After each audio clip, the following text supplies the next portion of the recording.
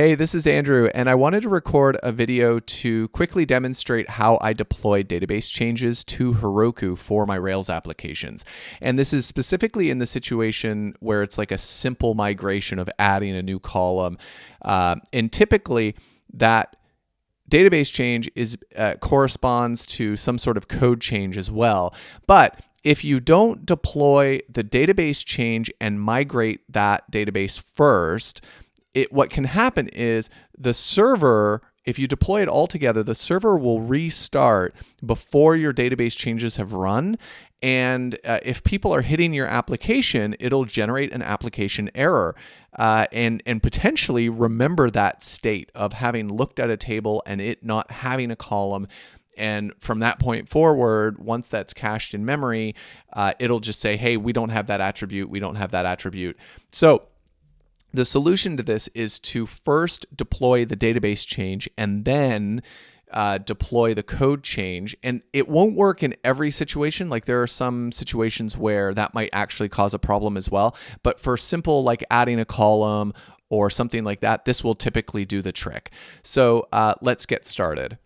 I have an application and you can see that I've got a bunch of changes that I've made and they're good changes. So I'm going to add a flag for showing setup or not showing setup. And this has a database migration. I need that database migration to go up to production first. Otherwise, it's going to generate an application error on a live site, which I don't want.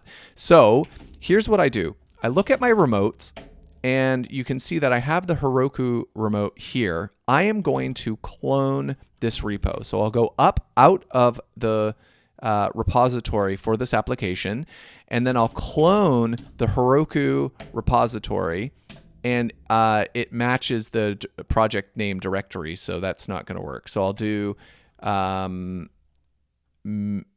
make it the same, but add production. Whoops. So copy that, and I'll cd in. I am going to, I don't need to pull because I just cloned it, and I will copy from the other project all of its migrations into the migration directory of this project. And you can see that it's added one migration, but no corresponding code changes. So now I'll git add all deploying migrations first. And now I can push to Origin Master because Origin is the production server. Now this is great because it'll deploy the migration. Nothing, the servers will restart. Nothing will happen. No errors, no nothing. And then I will, after I'm done, I'll run the migration. It'll add the column. And assuming that that new column being there doesn't affect any existing code, you know, the simple use case, everything's fine. The column is there waiting for the new application code to be deployed. So this is going to take a second, so I'll just skip past this part and we'll come back to it once it's done deploying. Because deploying Rails applications to Heroku is slow. It's too slow.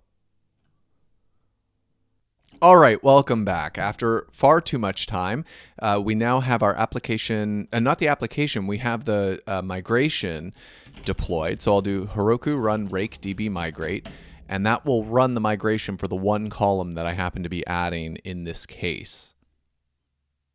All right, that migration has run now. So I'm going to go back into the project, and I'm going to pull from, so if I try now to deploy git push Heroku master, if I try to do that, it's going to bark because there's a commit that has been pushed to production that I don't have in my local repository because it's over in that cloned repository that we just added the migration to. So I will git pull Heroku master. It's going to generate a merge commit because that file existed in both places, the migration file. And now I'm going to push to Heroku And now when I push to Heroku, after this deploy is done, I don't have to run any migrations. It's already been run and everything should just boot up and be working as expected. So I'm still not going to make you watch this deploy. We'll skip over it again. All right, so our deploy is done. It has restarted the server, and I am not getting any error notifications because the column already exists in the database for the functionality that we deployed. That's it. So now, in the future, if I want to do this again, I will go back into that production version of the repository, which is just a clone from Heroku. And if I deploy something else, the trick is before I try to add new database migrations, I need to do git pull origin master. And in this case, everything's actually, it's not up to date, right? Because I just did a deploy. So you can see it needs to pull whatever else you've deployed to production. And then you can add whatever, your other migrations are.